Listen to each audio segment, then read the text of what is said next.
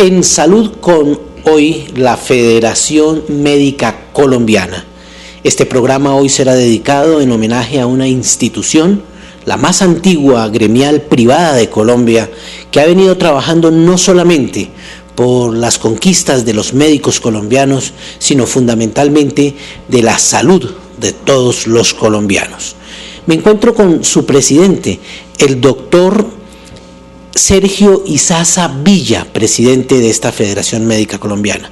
Doctor Sergio, bienvenido a este espacio en Salud en. Muchas gracias, buenos días para todos por esta invitación. Realmente vemos un gesto muy grato como reconocimiento a nuestra labor.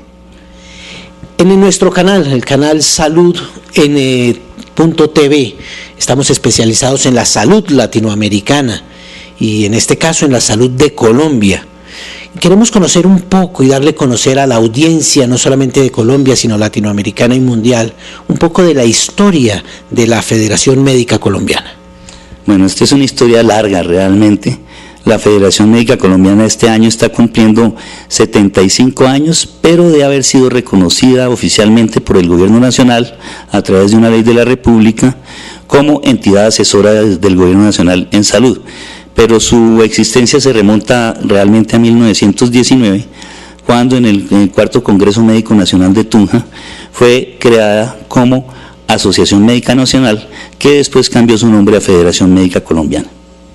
Muy bien, y un poco de los albores, cuéntenos cómo se crea, quiénes la organizan, cómo son esos primeros brotes para que hoy surja este gran roble que es la Federación Médica Colombiana. Bueno, remontémonos entonces a esa época, en la década de los 20 y de los años 30, Colombia era un país con vías de comunicación muy precarias y tenía, eso sí, polos de desarrollo bastante importantes, y en la medicina había 5 ciudades fundamentales que tenían una experiencia y un desarrollo médico. 4 de ellas contaban con su facultad de medicina, y entonces en ellas existían o se habían creado por esa razón los colegios médicos correspondientes a cada departamento. Veamos entonces por la Antioquia, con la Facultad de Medicina de la Universidad de Antioquia, tenía el Colegio Médico de Antioquia. Bogotá, con la Facultad de Medicina de la Universidad Nacional, entonces se creó el Colegio Médico de Cundinamarca. El Cauca, con la Facultad de Medicina de esa misma universidad, el Colegio Médico del Cauca, y me falta, a ver, la Universidad de Antioquia, Bogotá. ¿Barranquilla? Pero Barranquilla no tenía universidad ni tenía facultad de medicina, pero era la puerta de oro de Colombia. Y entonces, pues por allí entraban todas las innovaciones en materia de ciencia, tecnología, comercio, y la medicina era una de las cosas importantes que entraban allí como innovación, como novedad. De manera que el grupo de médicos de Barranquilla era un grupo bastante al día desde el punto de vista del conocimiento, y era un grupo muy compacto que se organizó como Colegio Médico del Atlántico, y participaron estos colegios que les mencioné, que existían antes de crear la federación, y dijeron, sobre la base además del espíritu federativo en desarrollo político y de estructura del Estado que se planteaba en esa época, pues creemos, en vez de Asociación Médica Nacional, la Federación Médica Colombiana. ¿Qué tiene eso de ventaja? Que con esas dificultades y diferencias geográficas y de comunicación, entonces cada colegio podía existir autónomamente, pero tener a su vez todos un gran estatuto que los cobijara y los obligara a todos. Y entonces sobre esa base fue que se creó la Federación Médica Colombiana. Esta estructura se ha mantenido. ¿Por qué? Porque los asociados, los colegios integrantes, han considerado que es ideal para que sobre la base de las diferencias regionales cada colegio tenga su propia velocidad de desarrollo y tenga sus propias leyes, pero es importantísimo que exista una legislación que los proteja a todos y que los obligue a todos. Y que le permita interlocutar con el gobierno nacional y con los colombianos. Exactamente, pues por un lado, en la medida en que por esa primera ley de la República somos reconocidos como asesores del gobierno nacional, y luego por la ley 23, que es la ley de ética médica de 1981, que también nos reconoce nuevamente como asesores del gobierno nacional, y luego por la ley 100 de 1993, en que nos reconoce como asesores del Gobierno Nacional al nombrar a la Federación, junto con la Academia Nacional de Medicina y con la Asociación Colombiana de Hospitales y Clínicas y la Academia Nacional de Salud Pública como asesores permanentes del Consejo Nacional de Seguridad Social en Salud. De manera que pues eso nos da pie y nos da la posibilidad para ser unos interlocutores más oídos o menos oídos según el gobierno que exista en cada momento. Ya hablaremos de eso y ya vendremos a la actualidad y a todo este tema que está viviendo la salud, no solamente en Colombia, sino la salud latinoamericana. Pero miremos un poco la misión de la Federación. Bueno, la misión ha sido magistralmente resumida, diría yo, en lo que es el lema de la Federación. Y dice ese lema: velamos por la profesión médica, por su ejercicio ético y por la salud de los colombianos. De manera que eso es lo que nosotros vemos que es nuestra misión y está contemplada en los estatutos de la Federación, pues de manera un poco más ampliada, pero esa es, diría yo, la misión. De manera que ese lema, que es nuestra misión, nos obliga a actuar en cualquier cosa que tenga que ver con la profesión médica, con el ejercicio médico, con la ética en el ejercicio y con cualquier cosa que afecte negativa o positivamente la salud de los colombianos. Y es muy interesante eso, doctor Izaza, porque además de ser una organización gremial, ha tenido en cuenta también el servicio y a los usuarios de la salud. Eso es cierto y precisamente por eso es que hemos participado muy activamente en el desarrollo y propuesta de todo lo que tenga que ver con políticas públicas para proveer de salud a los colombianos, pero además en propuestas que tengan que ver con todo el desarrollo del conocimiento y de la actualización médica. Tenemos unos programas de educación médica muy buenos, avanzados, que se adquieren fácilmente en línea por internet. Se los hemos propuesto al gobierno nacional, a los gobiernos departamentales, a entidades privadas y públicas, etcétera, que permitan que los médicos en cualquier rincón del país tengan acceso al conocimiento actualizado. ¿Cuál es el fin? El fin último es que el paciente reciba una mejor atención, una atención altamente calificada. De manera que esa es otra de las cosas. Pero la otra cuestión es que tenemos que también velar por el ejercicio profesional digno y bien compensado, y por eso pues nos proponemos continuar en nuestro desarrollo para lograr una agremiación lo más amplia posible para garantizar no solamente la profesión como tal, sino los profesionales bien reconocidos en el sentido amplio de la palabra. Para cerrar este bloque de historia, usted me evoca una historia muy reciente de la última elección presidencial, donde uno de los candidatos propuso un sueldo que escandalizó a la opinión pública y ustedes entraron a intervenir de una manera muy interesante, ¿no? Sí, claro, pues ese candidato, por un lado, yo creo que además eso le significó una bajón de votos, no solamente por parte de todo lo que era los profesionales médicos, sino los demás profesionales de la salud y las familiares de los profesionales médicos y de la salud. De manera que eso además pues es un despropósito desde el punto de vista del reconocimiento o del saber de lo que implica una profesión. Y sí, eso que usted dice es cierto. Vale la pena simplemente que la sociedad en general y que todas las personas que nos vean piensen no solamente en lo que es la profesión médica, sino cualquier profesión. ¿Qué es la profesión? Es la concentración del conocimiento, del saber sobre un aspecto o sobre aspectos importantes de la vida, y la sociedad le entrega a ese grupo de personas la posibilidad de profundizar y ampliar en esos conocimientos. ¿Para qué? Para que los profesionales le devuelvan ese empoderamiento, resolviéndole a la sociedad los problemas que tienen que ver con eso. Si la sociedad ve a los profesionales y en particular a los médicos como eso que somos, ¿sí? Y no como unos tipos entrenados para ver cómo se los explota y se les saca jugo por parte de las compañías aseguradoras financieras, ¿sí? Entonces pues las cosas en salud podrían funcionar de manera diferente. Él es Sergio Izaza Villa, presidente de la Federación Médica Colombiana, nuestra institución en salud invitada hoy. Vamos a ir a un corte de mensajes y ya estamos aquí nuevamente con nuestra institución. Detrás de las puertas de cada familia hay cerrojos mágicos de caricias y risas, oídos para entender al más grande o al más chico, párpados sensibles que abren puertas para la comprensión, voces que enseñan, corrigen, halagan. Detrás de cada familia hay puertas abiertas. Familia, la puerta que se abre con las llaves del buen trato. Hola, ¿cómo te proteges del frío? Muy bien. ¿Y del sol? ¿Y si llueve? Perfecto. ¿Y del SIDA? ¡Excelente! Protege tu vida. El SIDA es real. Una campaña de la Alcaldía de Pereira y la Secretaría de Salud. Seguimos aquí con la Federación Médica Colombiana, con el doctor Sergio Izaza Villa. Hemos hablado ya, doctor Sergio, un poco de la historia, hemos conocido esta institución. Ahora vamos a entrar un poco más en el tema de actualidad, en este tema de la actualidad del país. La parte médica, ¿cuál es la realidad hoy, la condición de los médicos hoy en Colombia?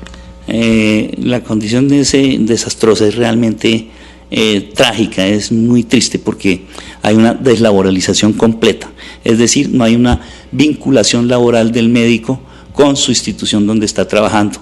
Realmente esta vinculación se está haciendo a través de contratos por prestación de servicio a término fijo que duran 1 mes, 2 meses, 3 meses, cuando les va muy bien dura 1 año, pero no hay una vinculación laboral directa de planta, de nómina, en donde el médico se sienta parte de esa institución y quiera trabajar por su institución, que es donde se desarrolla profesionalmente.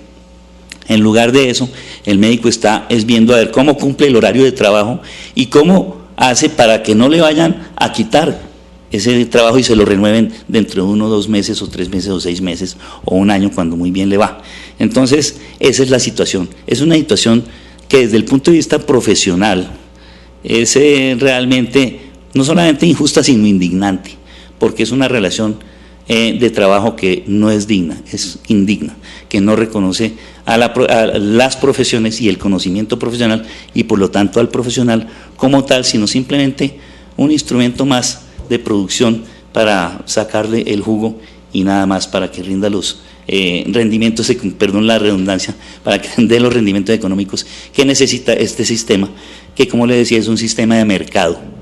No es un sistema que honra las prácticas y las normas del mercado, más no honra el derecho a la salud, derecho integral de los pacientes a la salud.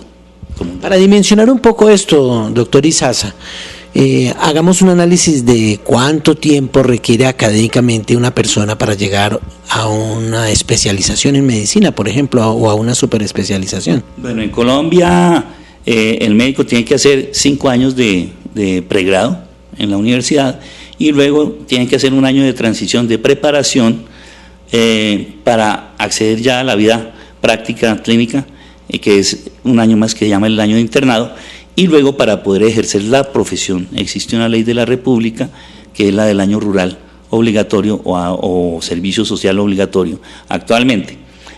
Si no presta si no cumple esto, no puede acceder, de manera que ahí estamos hablando de 7 años en principio. Usted tiene otras profesiones que son 5 años, 4 años, y si acaso después tiene que hacer una especialización o una maestría en un momento determinado. Aquí nosotros tenemos en bloque para poder empezar a producir 7 años, ¿sí?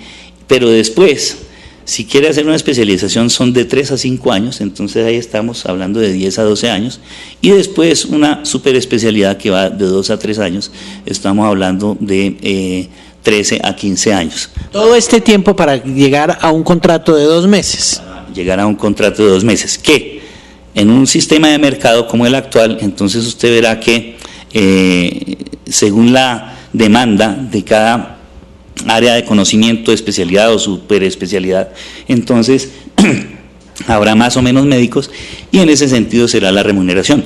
Pero esa cuestión desde el punto de vista de la seguridad para los pacientes y de la capacidad de desarrollo de conocimiento de las instituciones hospitalarias es también es un problema, porque el médico que sabe muchísimo, que es muy apetecido y que es muy poco disponible en el mercado, tiene que estar brincando de un hospital a otro, de una cantidad de sitio a otro, con detrimento pues para su forma de vida. De pronto puede que gane una cantidad muy grande de dinero, pero atentando contra sí mismo y de pronto no garantizando tanta seguridad a los pacientes. Si nosotros tuviéramos un médico, ese tipo de médico que es muy apetecido desde el punto de vista de mercado, en un solo hospital, ¿qué pasaría? Ese médico está trabajando más tranquilo en una sola institución, está formando más gente que aprenda lo mismo que él sabe, está convirtiendo a su vez a ese hospital en un centro de referencia para lo que él sabe tratar. Y entonces así es como se dan y se desarrollan las instituciones en diversas áreas del conocimiento. Pero usted tiene a ese médico en donde todas las instituciones dicen, no, venga y trabaja acá, venga y trabaja acá. Y como nosotros decimos, por ratos, o sea, en raterito, en términos por ratos, entonces pues no se está haciendo, no se está construyendo conocimiento ni ninguna historia institucional en ese sentido. Y desde el punto de vista profesional pues va en detrimento de eso. ¿La propuesta cuál es entonces, doctor Izas? La propuesta es que tenemos que dignificar la profesión, ese es el punto. Y tenemos que honrar el contrato laboral, tenemos que luchar para que en todas las instituciones donde los médicos estén vinculados, sean hospitalarias o ambulatorias, pero las instituciones de salud donde el médico esté vinculado, haya de por medio un contrato laboral que le dé las garantías contractuales que de cualquier otra persona que esté vinculada laboralmente, que le dé tranquilidad, que le dé el tiempo para poder estudiar, para poderse actualizar en conocimientos y para poder prestar un mejor servicio a sus pacientes. ¿El camino para lograr eso? El camino es que los médicos tienen que ser conscientes de que esta situación hay que enfrentarla. Hay una cosa que se opone a esto desde la percepción de los médicos cuando ellos ven en términos en bruto la parte del dinero percibido.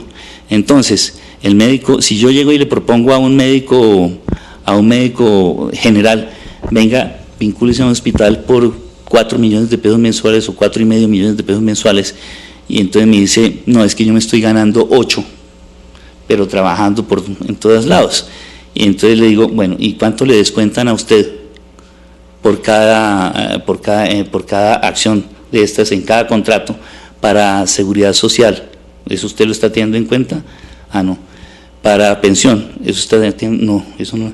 Para ICA, para una cantidad de cosas de impuestos que finalmente terminan descontándole el 42% de su salario. Si nosotros hacemos, y además todo va por cuenta de él, mientras que el médico que está laboralizado, entonces una parte la paga él, otra la paga el sistema de salud, ¿sí? Y lo que les decía, el tiempo. Cuando uno hace, y además le pagan las vacaciones remuneradas, la cesantía, los intereses sobre cesantías, lo que resulta casi en 15 sueldos al mes.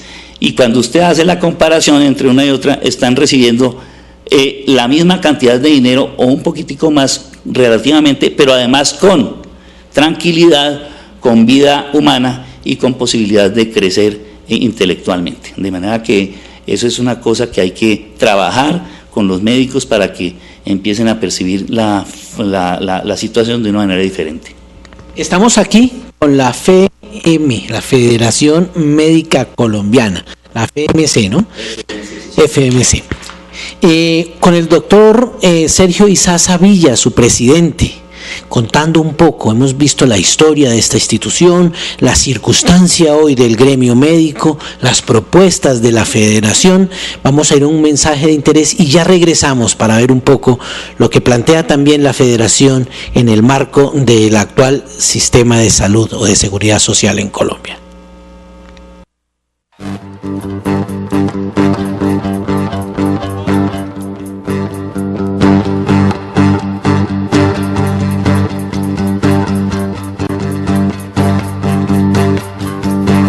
Lo único que hace grande la droga son tus problemas. Una campaña de la Secretaría de Salud y la Alcaldía de Pereira. ¡Atención, damas! Soy el coronel Piquete y esta es la operación que llevaremos a cabo hoy. Invadiremos todos los sitios donde los humanos dejan aguas estancadas. Allí criaremos a nuestros hijos que en pocos días se convertirán en los zancudos transmisores del dengue. ¡Sí!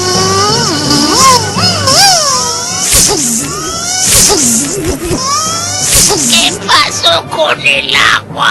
Sin aguas estancadas no hay zancudos. Sin zancudos no hay dengue. Que sea tu decisión. No corras riesgos.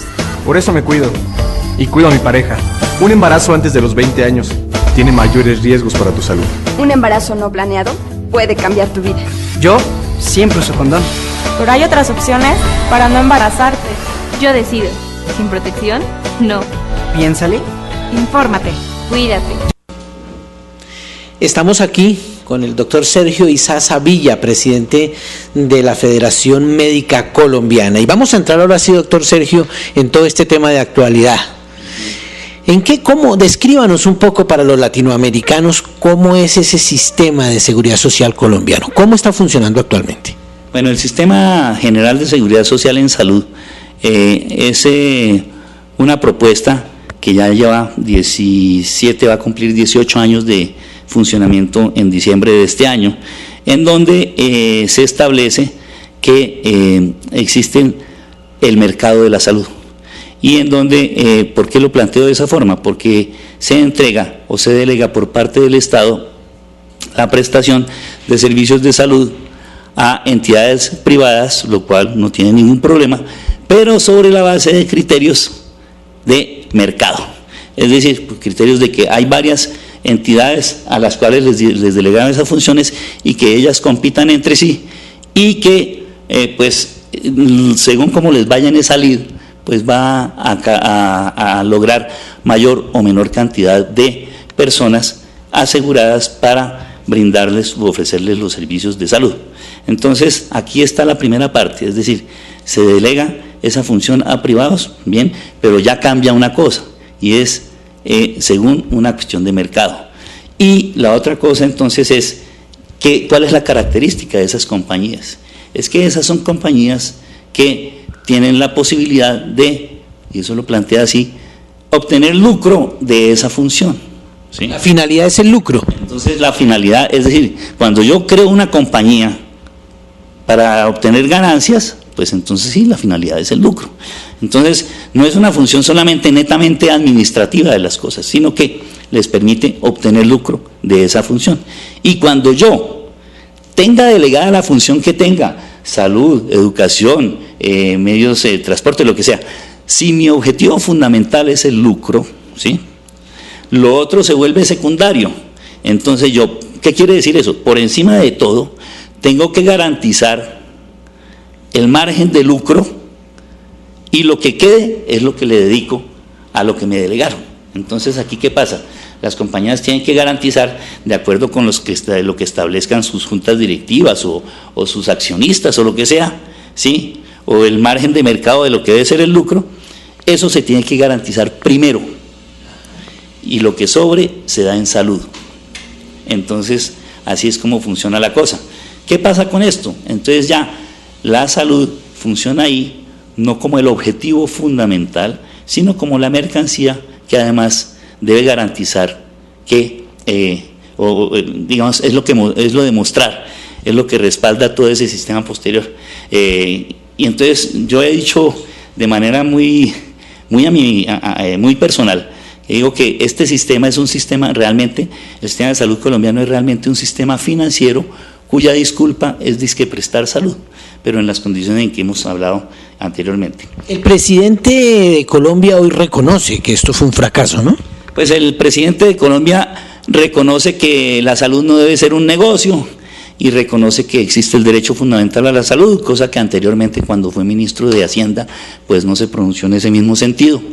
Hoy, con base en el mandato de la Corte Constitucional que estableció que la salud sí es un derecho fundamental, pues él tiene que ser respetuoso de la Constitución, y entonces reconoce que la salud es un derecho fundamental constitucional, que no debe ser un negocio y que todas las enfermedades deben ser reconocidas como tal. ¿Y se está pensando reestructurar en este momento de fondo? ¿Hay mesas de trabajo?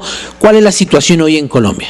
Pues la situación real en Colombia, una cosa es lo que se dice y otra cosa lo que se hace. Entonces yo digo que la mejor forma de decir es hacer. Entonces a mí me pueden decir todos los discursos hermosos, lindos, bellísimos sobre toda esta cosa, pero si lo que se hace no va en la misma dirección sino en contravía o no se mueve de donde está, yo me quedo con los hechos y no con las palabras. ¿Con esto qué quiero decir? Que realmente cuando usted reconoce que la salud no debe ser un negocio, pero mantiene el sistema de las EPS, que son intermediadores financieros con ánimo de lucro en el manejo y el control de la salud, no está haciendo nada realmente concreto en la misma dirección de lo que está diciendo. ¿Y ha habido propuestas recientes en el Congreso? Claro, ha habido una propuesta del senador Ballesteros en que coincide con lo que nosotros hemos planteado, que debe acabarse la intermediación financiera en esta cuestión, y que si las EPS van a subsistir, van a quedar, deben ser solamente como entidades administradoras de la cuestión de la prestación de los servicios, porque la prestación de los servicios le corresponde es a quienes realmente lo hacen, a los prestadores. Pero las EPS deben ser solamente administradoras y no deben tener ninguna posibilidad de usufructo de los dineros destinados específicamente a los recursos, a prestación de salud. Es decir, lo que nosotros llamamos la UPC en este sistema, que es la unidad de pago por capitación. Lo que sobre en gastar de esa unidad de pago de capitación no puede ser que se la embolsillen, como lo han venido haciendo durante 18 años las EPS para su lucro personal. Esos dineros deben estar en un fondo único de salud, controlado y administrado, controlado por el gobierno a través de la Contraloría y por la sociedad a través de veedurías ciudadanas muy fuertes y entregadas directamente ya a los hospitales y las redes públicas, la red pública y privada de hospitales y de los entes territoriales en todo el país. Es decir, aquí nosotros lo que queremos decir es que las EPS no tienen para qué existir como intermediarios, simplemente como administradores. Ustedes como órgano consultor del Gobierno Nacional, ¿qué están haciendo? ¿En qué mesas están trabajando? Bueno, nosotros como órgano consultor pues pasamos permanentemente ustedes conocen la información, advertimos al gobierno de por dónde se está yendo la plata. En medicamentos hace ya muchos años destapamos una arteria, porque no era una vena sino una arteria rota, por donde se estaban yendo los dineros que estaban siendo cobrados inmisericordiamente con unos precios exorbitantes sin ningún control. Hemos hecho propuestas en términos de la reforma anterior, no fueron tenidas en cuenta, obviamente. Es decir, y entonces nos toca a veces enfrentarnos muy cordialmente, pero enfrentar puntos de vista con el gobierno, y el gobierno pues espero que siga entendiendo que tenemos la mejor voluntad para buscar que esto va en beneficio de la salud de los colombianos y todo lo que ello tenga que ver. Entonces, el hecho de que haya diferencia de opinión no quiere decir que seamos enemigos en ese sentido, sino que pues pensamos que deben ser diferentes las cosas. Aldo Cadena, presidente de SINDES, del Sindicato de la Salud, ha dicho que ustedes han sido una organización que ha jugado un papel fundamental en las nuevas propuestas para la salud de los colombianos. Sí, pues yo le agradezco ese reconocimiento a Aldo y pues a ustedes, el canal, y seguramente muchos otros sectores de la sociedad colombiana, y realmente esto es así. Nosotros queremos, eso sí, resaltar que esto no ha sido una propuesta exclusiva de la Federación, esto ha sido más bien el resultado de la participación de muchas entidades para hacer las propuestas de reforma.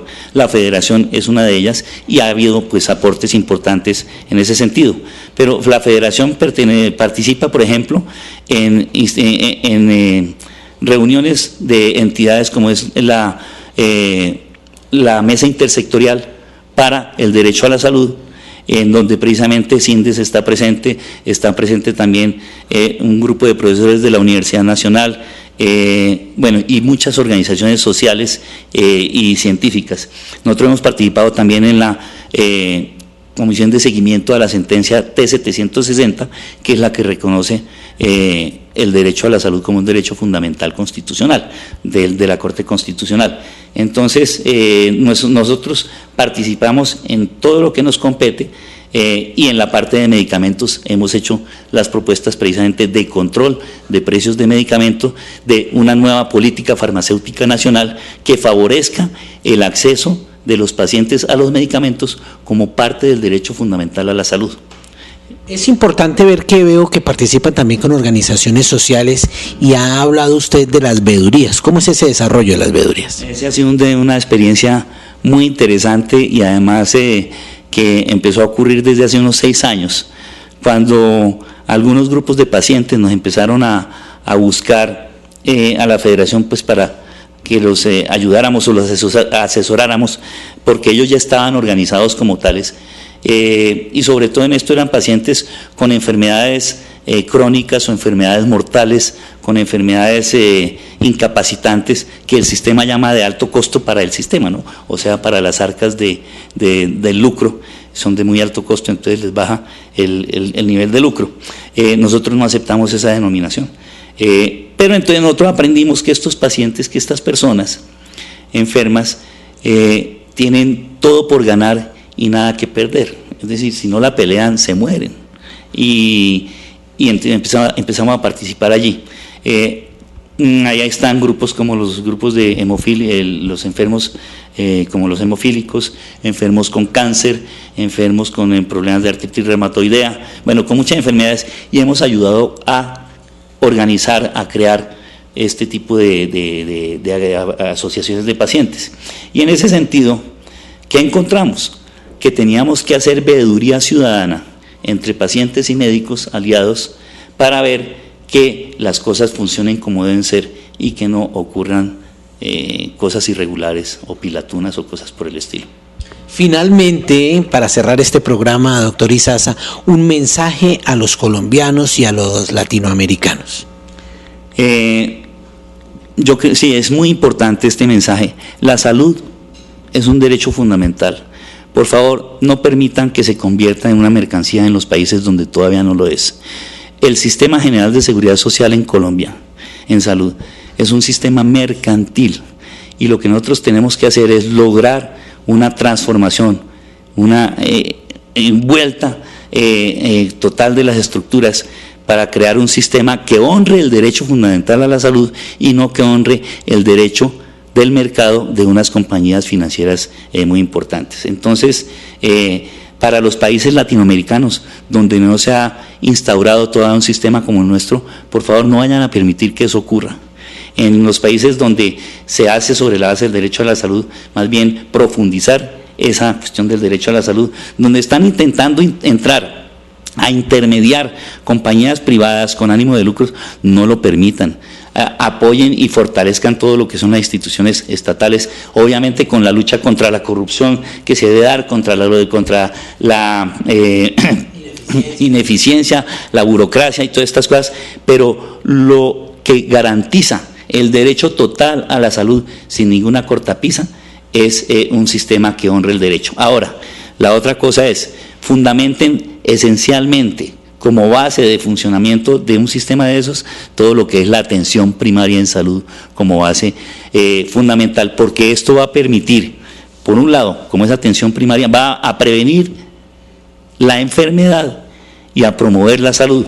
Cuando usted tiene una sociedad sana, que se enferma poquito, tiene todo el dinero disponible para tratar a los que se enferman, a los poquitos que se enferman. Bueno, muchas gracias, doctor Izaza, por acompañarnos. Recuerde que el canal salud.tv, es el canal de la Federación. Y a ustedes, muchas gracias por acompañarnos. Continuemos con la programación en el canal salud.tv.